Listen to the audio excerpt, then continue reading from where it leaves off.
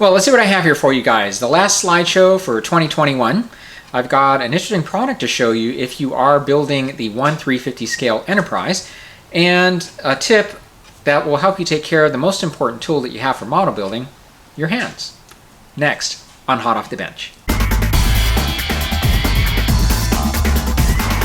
Well, hey everyone, and welcome back to another Hot Off the Bench. This is December of 2021, almost 2022. The year is ticking down, and so I have this slideshow, of course, to show you as I typically kick off these segments with, and it's going to be filled with some really cool looking models, but I'd like to just start off the show by telling you a little bit about the first builder we're going to feature here. His name is BP Taylor.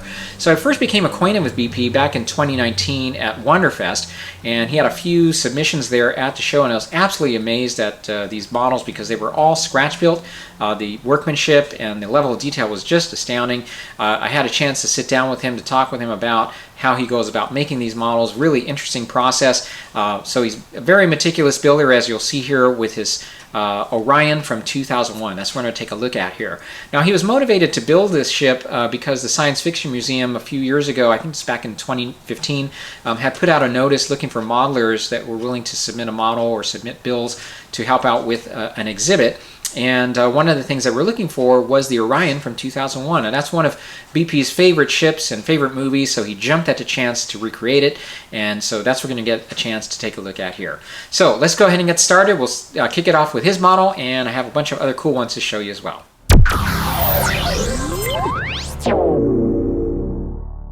So here's BP Taylor's recreation of the famous ship.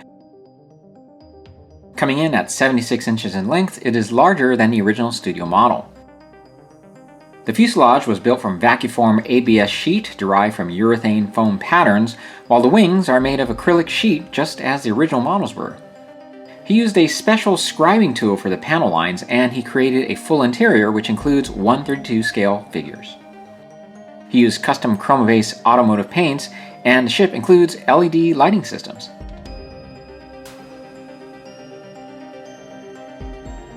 Just check out this beautiful composite shot created by builder Andrew Creighton featuring BP's Orion. Such a beautiful model, BP. Thanks for sharing. And if you'd like to see more of his work, check out his website at fastforwardmodels.com. And staying up in the imagined outer space world of the late 1960s and early 70s is this beautiful build by modeler Bill Dunn. This is the Pilgrim Observer Space Station, which is a re-release by MPC. He modified the kit with parts from two kits, along with various scratch-built items such as the observation domes, which were created using plastic doll eyes, and the antenna, which was inspired by the AE-35 unit seen on 2001's Discovery. He included LED lighting and added a simple interior with some crew figures. The ship is mounted on two brass tubes with a base that accommodates the batteries. Just an outstanding build. Thanks, Bill, for sharing. Okay, and next up is Randy Cooper's Interstellar Ranger. Randy recently completed this amazing build. It's a 1/48 model of the ship, which is beautifully detailed.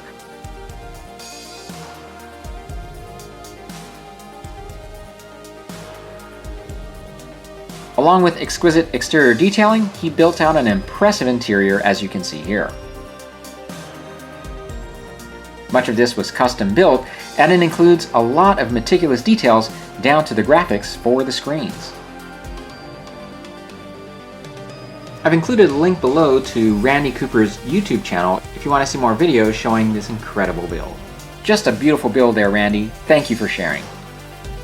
Okay, up next we have a model by builder Jeff Fink. This is a model of the Kodan deck fighter from the movie The Last Starfighter. This is a 3D printed model that is a 1/72 in scale and has a 13-inch wingspan. The kit also allows for rotating forward laser guns, and the engine also rotates for flight and landing display.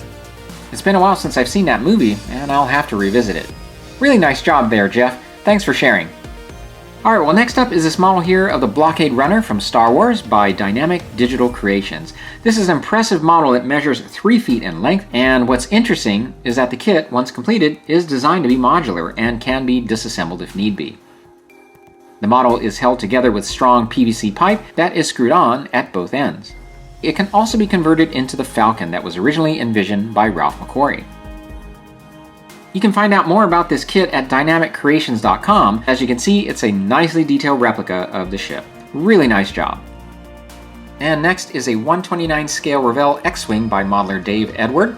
He added no aftermarket parts here, but did use masks available from Aztec Dummy to help with painting. Dave says he did make some scratch-built modifications to the cockpit and installed lighting in the cockpit, as well as the engine. This just looks awesome, and he made it as a gift for his son, who I'm sure was thrilled to receive it. Outstanding work, Dave. And by the way, the X-Wing paint mask he's referring to is available on Culttvman.com, and the link is below. Okay, well, moving on to some figures now. First is this really nice King Kong build by modeler Doug McCartney. The kit is from Atlantis, and he made some modifications to it, including a head sculpt by Jeff Yeager,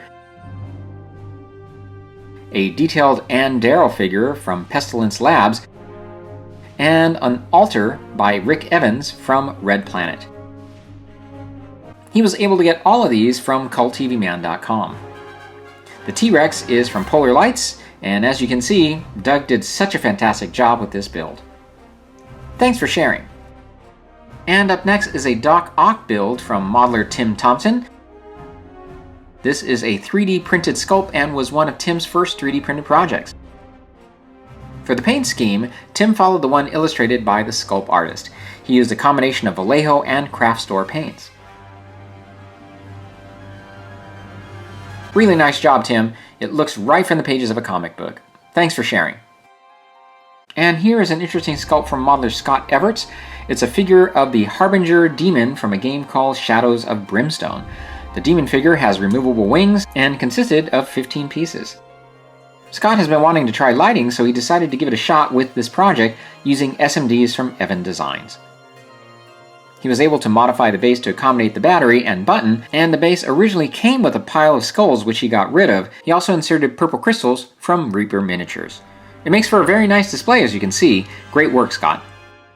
And lastly are a set of interesting figures from modeler Matthew Kiraz. These are all from Industria Mechanika and designed by a gentleman named Derek Stenning. The first is called EK Cosmonaut 1. Matthew told me he actually attached the arms and one of the feet with neodymium magnets to facilitate painting. The model is 1/8 scale and is painted with an acrylic base, followed by oils for all of the skin tone.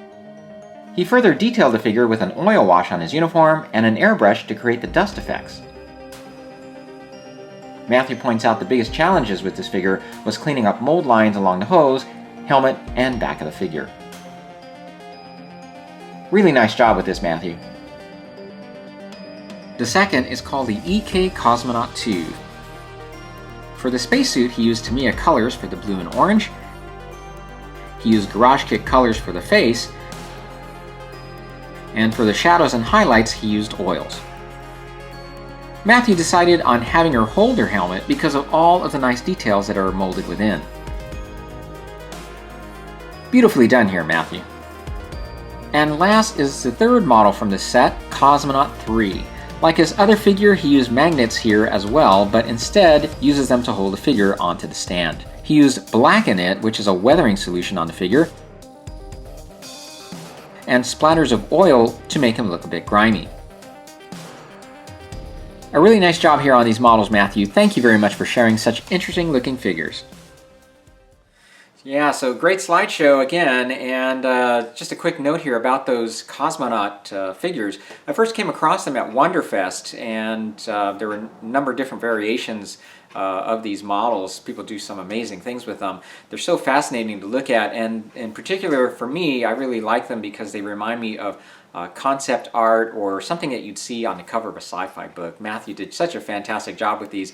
I came across his post on Facebook, reached out to him, and he was kind enough to send on his pictures with some descriptions there.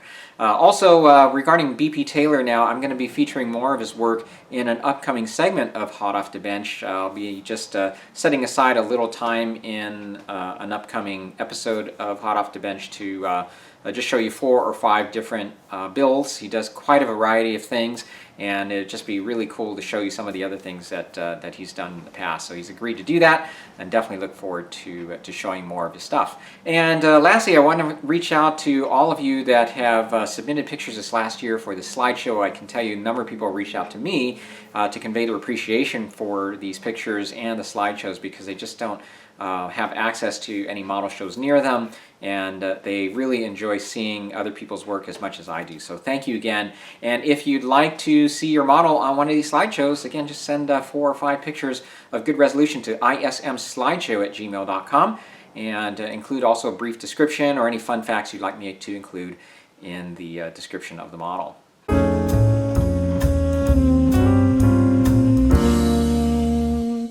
All right, now it's time to talk to you about a product that's going to help you out with model building. This is something made by Spaceway Parts, and I provided you 2 links now, one to their Facebook page and one to an Etsy page. And this is something I just happened to stumble across on Facebook and thought it was the coolest idea, and I just wanted to share it with you. I reached out to them and they were more than happy to allow me to do this. So what these are window inserts for the 1/350 scale Enterprise. What they've designed now are little inserts that you place next to the window so that when you look in, you'll be able to see little details of the rooms around the Enterprise. Let's take a look at some of the slides here.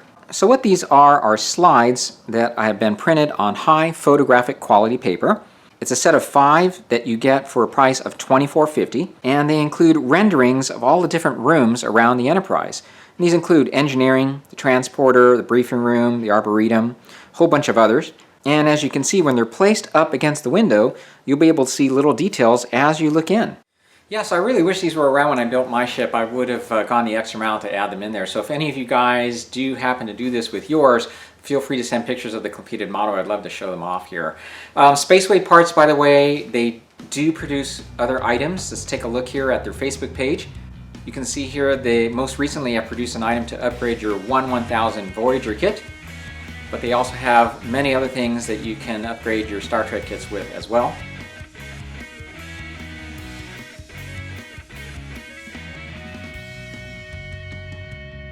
Now, I've not used any of their products, but based on these reviews like you see here, they look pretty solid. I think you'd be pretty happy with the quality.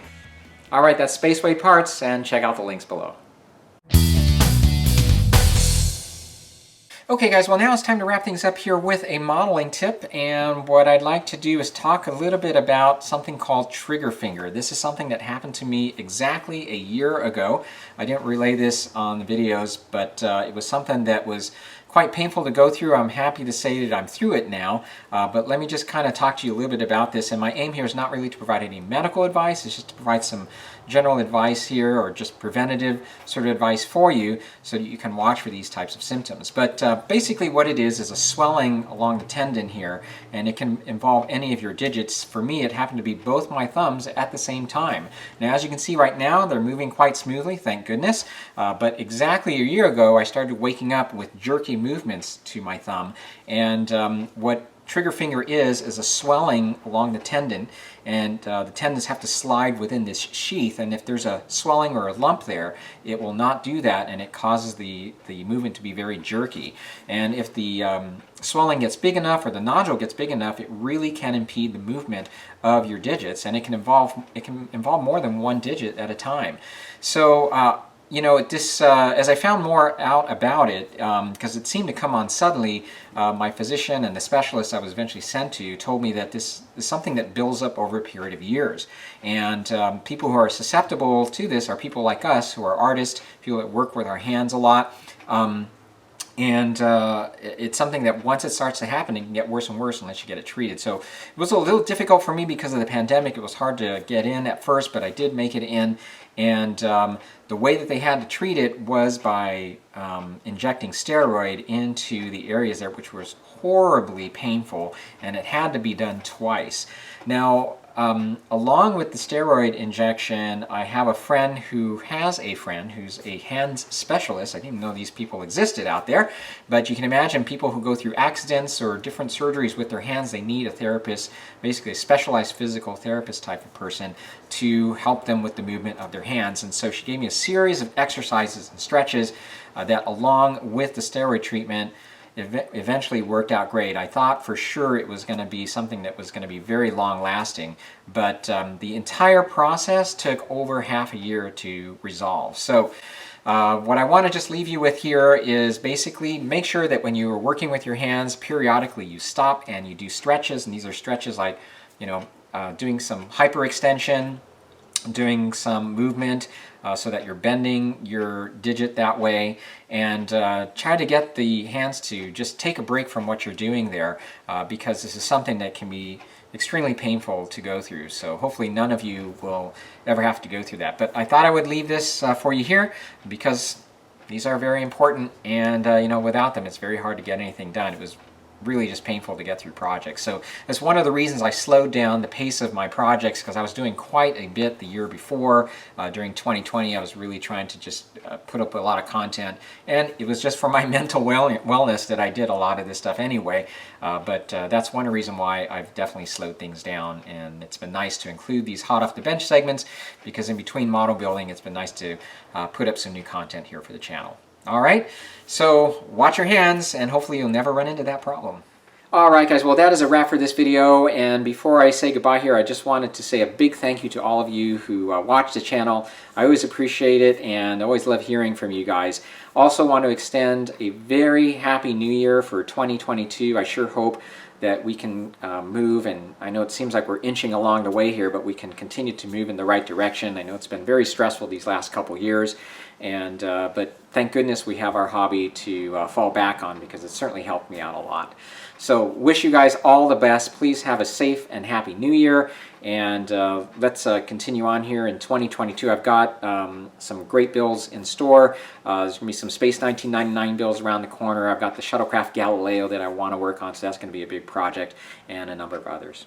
So thanks again for watching. If you have any comments or questions, as usual, feel free to list them below, or email me at interstellarmodeler@gmail.com. I will see you guys towards the end of February. I do need to take a break and kind of recharge my batteries here after building those book nooks and all the other stuff I've been doing. Not to mention work's been kind of crazy. I just need to take a little break here. So thanks again for watching, guys. I will see you then. Take care.